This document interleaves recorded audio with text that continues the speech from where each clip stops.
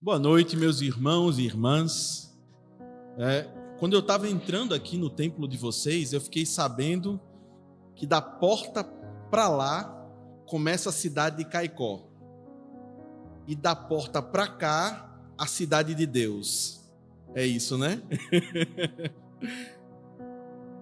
Irmãos, e pensando nisso, eu quero perguntar para você: já aconteceu na sua vida, nessa caminhada cristã, nos tempos que você serve ao Senhor,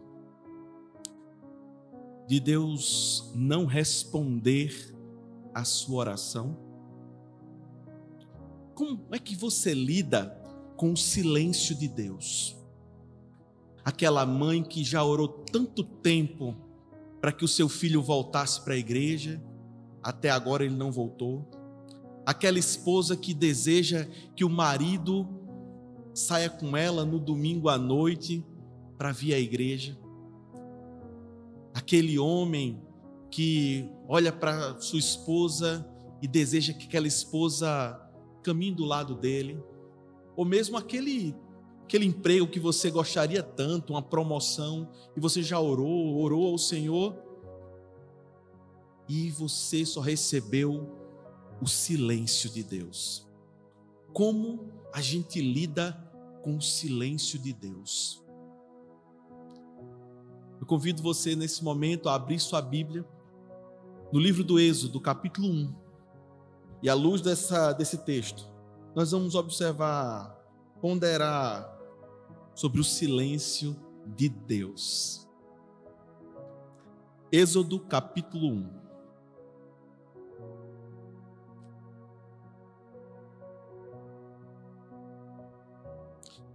Êxodo 1. Nós vamos fazer a leitura de todo o capítulo.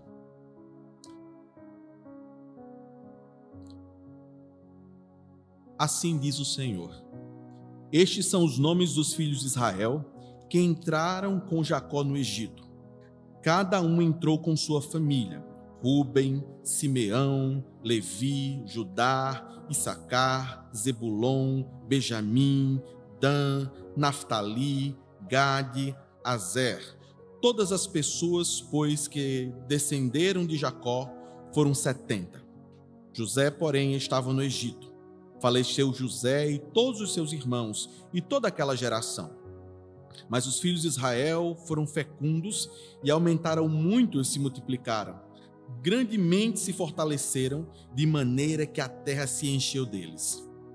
Entre mentes se levantou um novo rei sobre o Egito, que não conhecia José. Ele disse ao seu povo: eis que o povo dos filhos de Israel é mais numeroso e mais forte do que nós. Eia, usemos de astúcia contra ele, para que não se multiplique e seja o caso que, vindo guerra, ele se junte com nossos inimigos, peleje contra nós e saia da terra. E os egípcios puseram sobre eles feitores de obras para os afligirem com suas cargas. E os israelitas edificaram a Faraó as cidades celeiros, Pitom e Ramsés. Mas quanto mais os afligia, tanto mais se multiplicavam e tanto mais se espalhavam. De maneira que se inquietavam por causa dos filhos de Israel. Então os egípcios, com tirania, fizeram servir os filhos de Israel e lhes fizeram amargar a vida com dura servidão, em barro e em tijolos, e com todo o trabalho no campo, com todo o serviço que na tirania os serviam. O rei do Egito ordenou as parteiras hebreias, das quais uma se chamava Sifrá e outra Puá, dizendo: quando servires de parteiras às hebreias, examinai, se for filho, matai-o. Se for filha, que viva. As parteiras, porém, temeram a Deus e não fizeram como lhes ordenara o rei de Egito. Antes, deixaram viver os meninos. Então, o rei do Egito chamou as parteiras e lhes disse: por que fizeste isso e deixaste viver os meninos? Responderam as parteiras a Faraó: é que as mulheres hebreias não são como as egípcias, são vigorosas, e antes que ele chegue à parteira, já deram à luz os seus filhos. E Deus fez bem às parteiras, e o povo aumentou e se tornou muito forte. E porque as parteiras temeram a Deus, ele lhes constituiu família. Então ordenou a Faraó todo o seu povo, dizendo: a todos os filhos que nascerem aos hebreus, lançareis no Nilo, mas a todas as filhas deixareis viver. Senhor Deus, nessa hora nós temos a certeza que acabamos de ouvir a tua voz. Agora, Senhor, sabemos de nossas limitações e humildemente te suplicamos, Senhor, aplica, Pai, essas verdades eternas em nossas vidas. Queremos, Senhor, entender como esse texto, essa palavra que o Senhor nos trouxe agora, se aplica em nosso trabalho, em nossas famílias, em nossa vida, enquanto peregrinos nessa terra. Em nome de Jesus Cristo nós oramos. Amém. Vou pedir a ajuda do nosso irmão ali da mídia.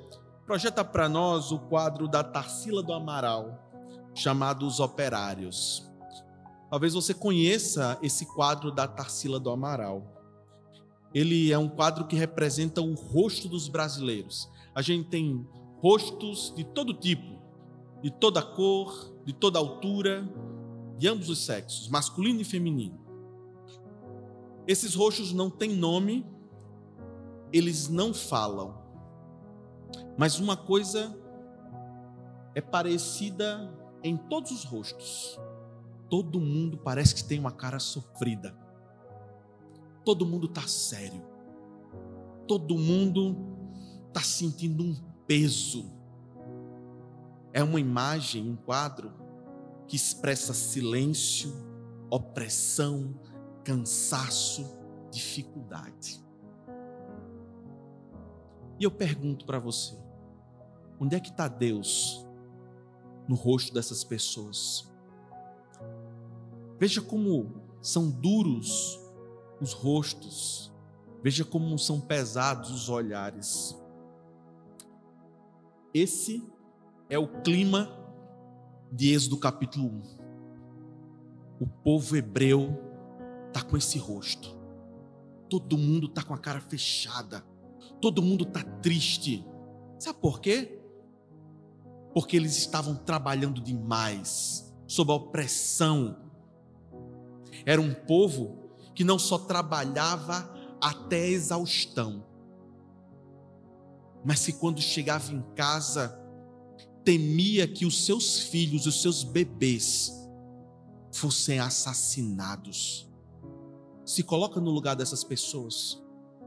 O clima era pesado. O clima era difícil. Esse é o cenário de Êxodo capítulo 1. Está todo mundo com medo. Está todo mundo cansado. Está todo mundo exausto. Todo mundo está em silêncio. Todo mundo está apreensivo. No entanto, apesar desse cenário, o que acontece é que o escritor aos Hebreus, ao invés de começar falando sobre a vida difícil, ele começa, se você olhar para a sua Bíblia, você vai perceber que ele vai começar com uma genealogia. Ele vai contar sobre todos os patriarcas que entraram no Egito. E ele cita inclusive José. Sabe por que ele faz isso? Porque de Gênesis 15 a Gênesis 17, Deus faz uma promessa a Abraão. Deus faz com que Abraão durma. E enquanto Abraão está dormindo, Deus dá uma revelação para Abraão. Nessa revelação, Deus vai dizer assim: olha, vocês vão ser escravos do Egito, mas depois de um certo tempo de opressão no Egito, eu darei uma terra para vocês. O povo vai ter uma terra prometida. Então o escritor aos Hebreus, antes de falar sobre a vida dura, ele quer lembrar para vocês dessa promessa.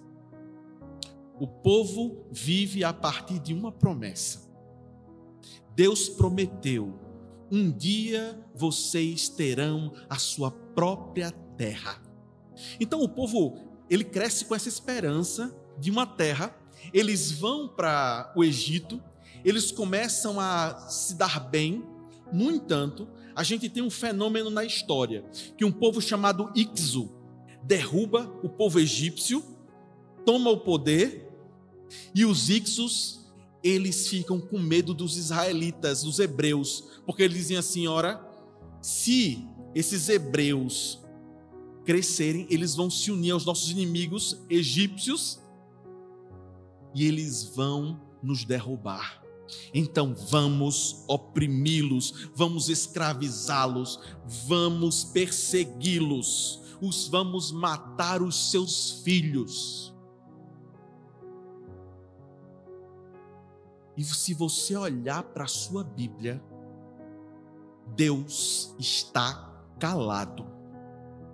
Em nenhum momento do capítulo 1, Deus fala. 22 versículos de Deus em silêncio. Como a gente lida quando Deus se cala diante do nosso sofrimento? Essa é a resposta que Êxodo capítulo 1 quer responder para o povo e para a sua vida. Então vamos olhar onde está Deus quando nós não percebemos, quando a nossa fé ela entra naquela rotina, quando a nossa fé parece técnica, quando parece que a nossa oração não passa nem do teto. Como é que a gente lida quando a vida está tão difícil? A gente ora e ao invés da vida melhorar, ela piora. O povo começou com trabalhos pesados, depois o povo foi oprimido e depois os seus filhos começaram a ser assassinados. O povo clamava. Nós, enquanto igreja, e vocês aqui na igreja de Caicó, estão acostumados a certa estabilidade institucional. Essa igreja sempre esteve aqui. Você sabe que no domingo que vem essa igreja vai estar aqui. Você sabe que vai entrar por essas portas. Talvez você tenha dificuldade de se imaginar nessa situação. Mas dentro da nossa estabilidade de igreja, quando a gente entra numa certa rotina, parece que a gente entra dentro do templo e as coisas são sempre as mesmas. São sempre as mesmas práticas. E às vezes a gente quer ouvir a voz de Deus e parece que Deus não fala conosco.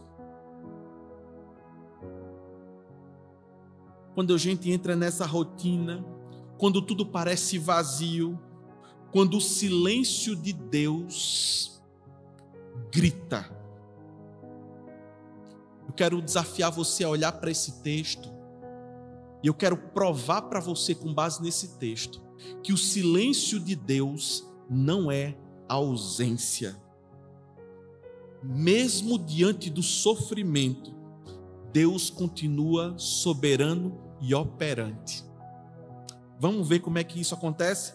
Olhe para a sua Bíblia, a partir do versículo 1, ele vai contar a genealogia e ele vai destacar um aspecto. Versículo 12: mas quanto mais os afligia, tanto mais se multiplicavam e se espalhavam.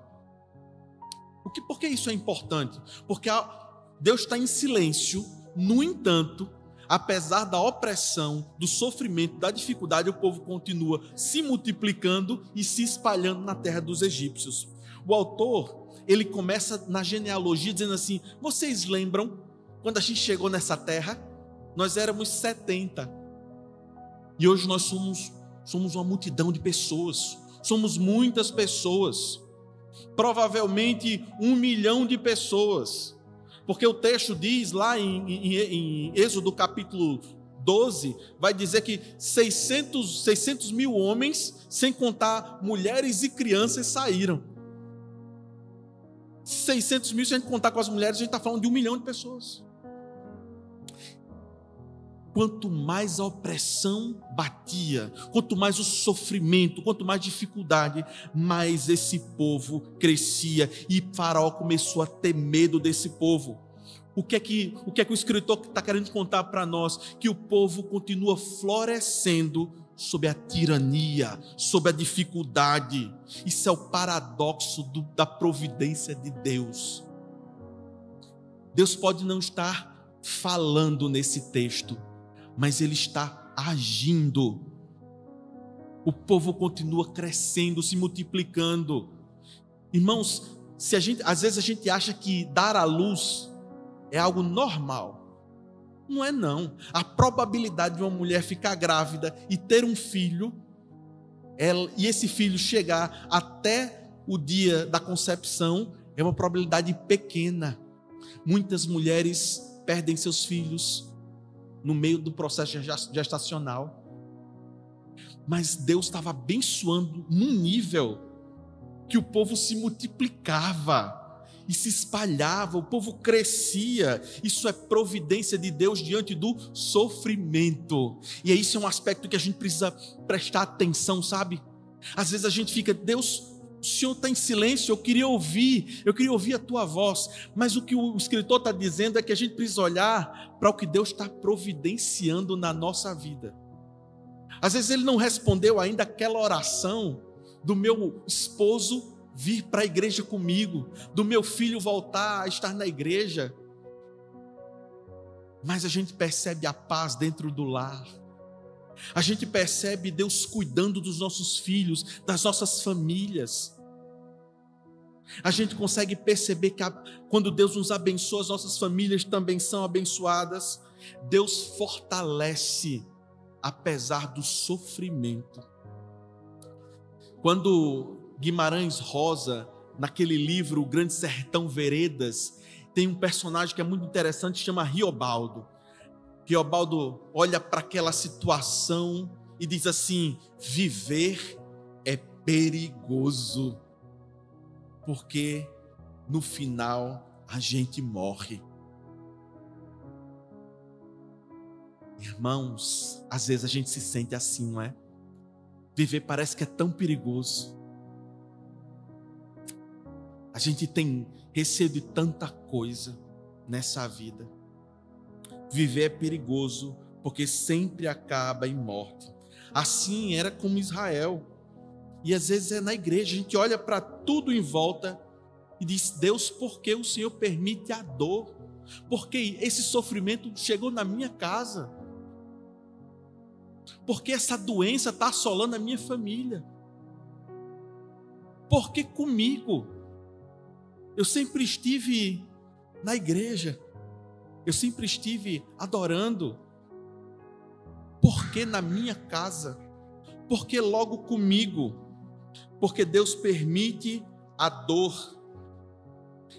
Mas quando o escritor destaca o silêncio, mas a ação de Deus, ele está dizendo para você que apesar do sofrimento, esse sofrimento não está fora do controle das mãos de Deus.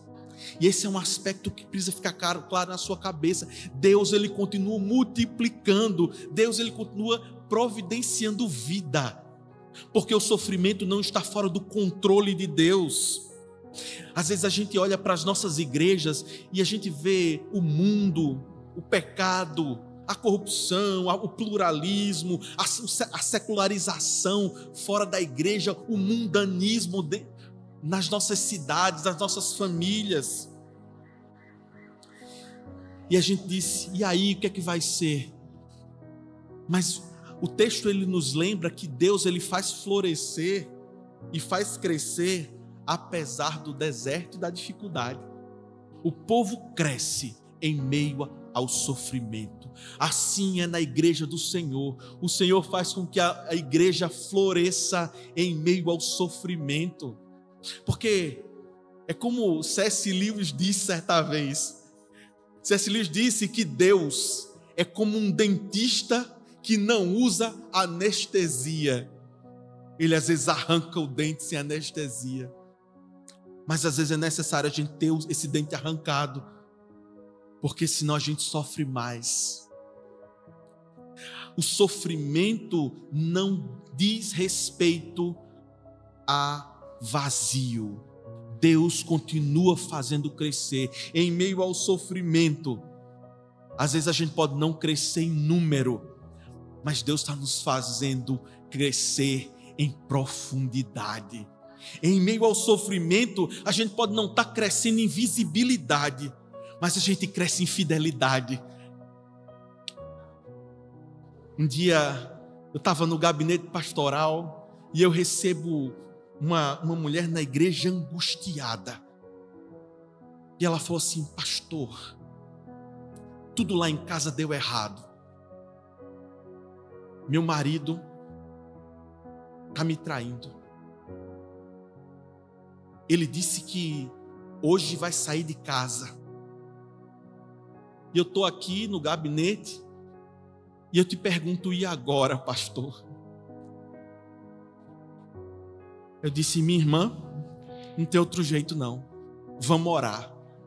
E quanto mais a gente orava, mais a situação dentro daquela casa ficava difícil.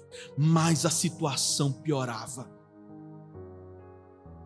Chegou um dia que eu cheguei na casa e as malas do marido estavam na porta, porque ela disse: eu não aguento mais. Eu chamei o senhor aqui e as malas estão aqui na porta.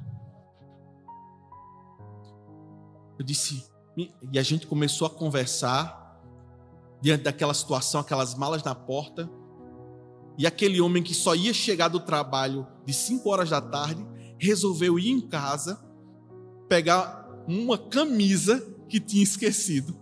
Mal sabia ele que as malas já estavam na porta. Quando ele entra para pegar a camisa, se depara com as malas e com o pastor sentado na mesa. Eu disse: vem aqui, não olhe para a mala não, fecha o olho, senta aqui, vamos conversar. E a gente vai conversando. No final daquela conversa de oração, lágrimas, aquela esposa diz: eu vou desfazer as malas agora. E ele diz assim: eu juro para você que eu nunca mais vou te trair. E eu quero ser fiel a você e aos nossos filhos para o resto da vida. Sabe o que eu vejo hoje? Eles tirando foto, viajando pelo Brasil, apaixonados. Mas isso se deu no sofrimento. Porque às vezes a gente acha que no sofrimento Deus não está falando, mas Ele está agindo. Esse é o aspecto que Ele quer que o povo entenda. O povo se multiplica em meio ao sofrimento. Mas eu quero que você continue observando que o silêncio de Deus não é ausência, porque Deus não fala. Em nenhum momento nós vemos a voz de Deus, mas nós vemos a ação de Deus multiplicando, gerando vida. Isso nós chamamos de providência de Deus. Na música clássica, a gente tem uma coisa chamada silêncio musical. Os músicos que estão aqui vão saber o que é isso. Às vezes naquela música tem aquele som retumbante, tum, tum, tum, tum, tum. Aí tem um silêncio, e toda vez que na música tem um silêncio, é uma preparação para uma harmonia mais forte, mais vibrante. Assim é com Deus. O silêncio prepara para a revelação de Deus. Irmãos, o silêncio de Deus é como uma crise gestacional. O silêncio é o útero para um novo tempo de Deus. E a gente percebe isso na vida do povo de Israel, porque esse silêncio preparou para a libertação, para o novo tempo de um povo que agora caminha livre pelo deserto, adorando a Deus e não sendo escravizado pelo povo egípcio. O silêncio não quer dizer que Deus não está fazendo. Deus estava operando providencialmente uma grande obra. Para o povo era silêncio, mas para o Deus soberano era ação. Deus não está em crise, Ele reina. E esse é um aspecto que você precisa sair daqui tinindo. Deus nunca está em crise, Deus reina. Deus reina dentro da sua casa. Quando você está orando e pedindo, e já pediu por muito tempo, Deus continua reinando. Deus continua sendo soberano e conduzindo a história humana, porque nós cremos que Deus é o Senhor do tempo e da história. Esse é o aspecto do nosso Deus. E aqui a gente tem uma porção de algo que vai ganhar uma dimensão maior ao longo do livro do Êxodo. Nós temos a história de duas parteiras, Sifrá e Puá. Duas parteiras, duas pessoas anônimas, duas pessoas que a gente não sabe muito da história delas. Duas mulheres sem nome, sem história, sem legado.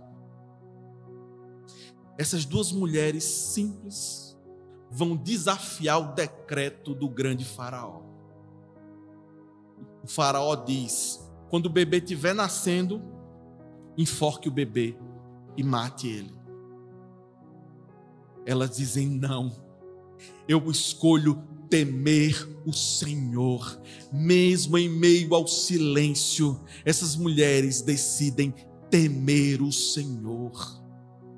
Esse é um aspecto que precisa ficar claro. Elas temem o Senhor mais do que os homens, mais do que os poderosos.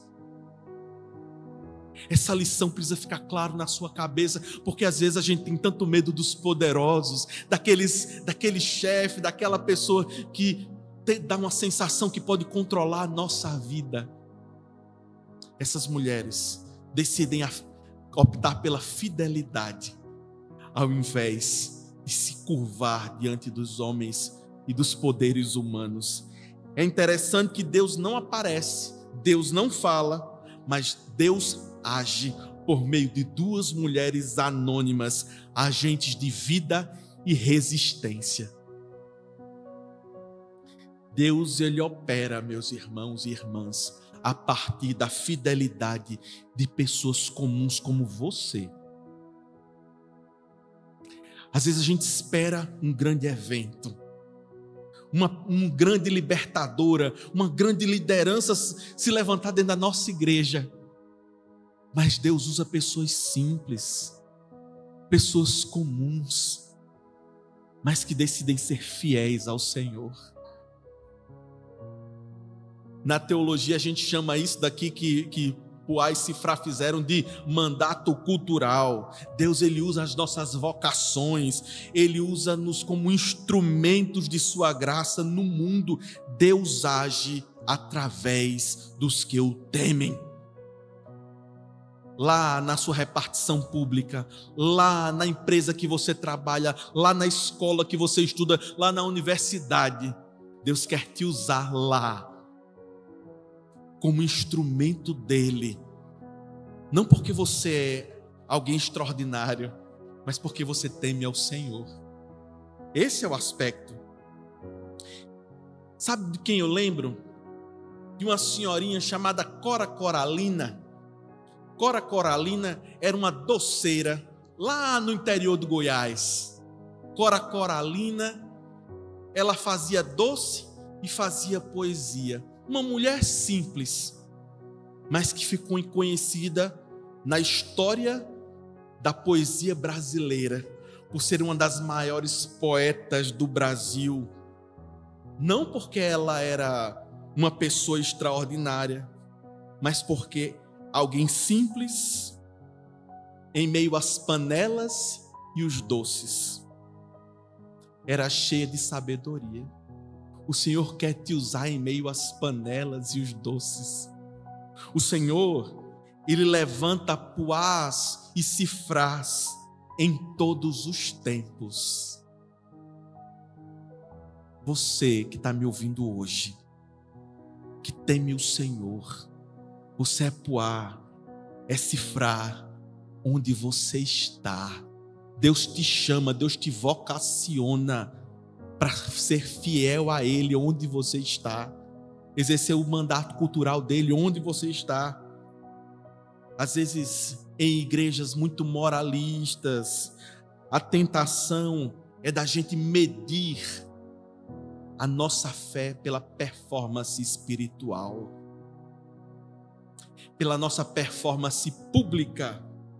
Mas Deus vê o coração, o temor, a reverência, a fidelidade no secreto vale mais do que a aparência no culto.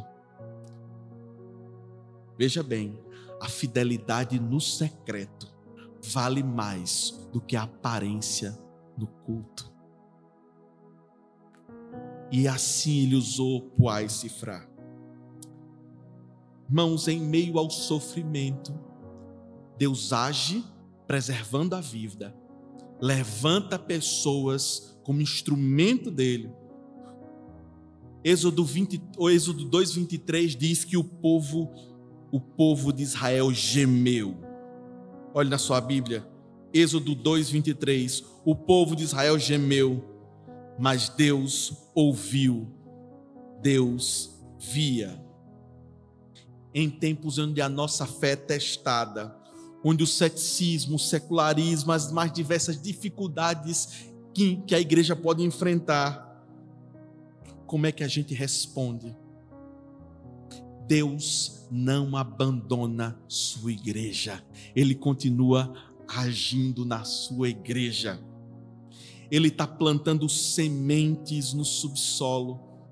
Sabe como eu penso muito na vida cristã como semente de ipê amarelo. O ipê amarelo é uma planta que, se você olhar ela no momento errado do ano, você diz assim: que árvore sem graça, um bocado de galho seco, planta sem graça. Mas quando vai chegando agosto, setembro, aquelas flores vão desabrochando, é aquela árvore linda que você vê à distância, que o chão fica todo amarelo. Certa vez eu atuava como capelão da Unicamp, do hospital da Unicamp, e um dia, visitando um dos quartos lá, eu me deparo com uma senhora que ela era uma empregada doméstica que juntou dinheiro por 10 anos. Sabe para quê? Para colocar um implante de silicone no seio. Ela colocou todo o dinheiro dela nisso. E por mais trágico que isso seja, aquela prótese veio com uma bactéria. Uma bactéria que corroía a carne. Aquela mulher sentada numa cama, eu visitando ela, e ela dizia assim: eu gastei todo o meu dinheiro para ficar mais bonita. E sabe o que aconteceu? Teve que remover todo o seio, porque senão a bactéria ia comer todo o corpo. E ela dizia: eu fiz isso para ficar bonita, mas olha como é que eu estou, pastor. Aí eu abri a janela do quarto que ela estava, e eu dizia assim: tá vendo aquela árvore ali? Aquela árvore hoje está igual a você, sem flores, sem folhas, seca. Eu vou te visitar pelos próximos meses. E ela ficou internada por 5 meses. E por 5 meses eu visitei aquela mulher. Até que um dia eu abri a janela e ela disse: nem precisa abrir a janela. O ipê floresceu. O ipê amarelo floresceu. Pouco tempo depois ela saiu da internação e viveu a sua vida. O silêncio de Deus é como o ipê amarelo. A gente olha os galhos secos, mas quando Deus age com poder, a gente vê uma árvore brilhante, amarela, vibrante. Por isso, meu irmão e minha irmã, em meio ao sofrimento, viva a fidelidade ao Senhor, tema o Senhor, se submeta a Ele, veja a ação dEle na sua vida e na história.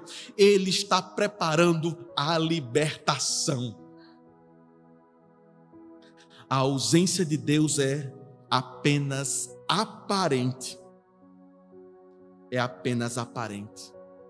Para você, meu irmão e minha irmã, que tem dificuldade de crer nisso, lembre-se que Deus é muito maior do que aquilo que você pode explicar. Para você que diz assim, não, mas eu estou fazendo tudo certo, saiba que a fidelidade vale mais do que a reputação. Para você que já está no outro nível, desesperado, diz, e agora não tem mais jeito, lembre-se que Deus está mais perto do que você imagina. Vamos orar. Feche seus olhos. Senhor, ensina-nos, ó Pai, a confiar quando não vemos, a crer quando não sentimos e ser fiéis mesmo no silêncio. Levanta entre nós, Senhor, em nossa igreja, corações fiéis que temem ao Senhor mais do que os homens. Lembra-nos, ó Deus, que o teu amor soberano nunca falha. Em nome de Jesus Cristo nós oramos. Amém. Que Deus te abençoe.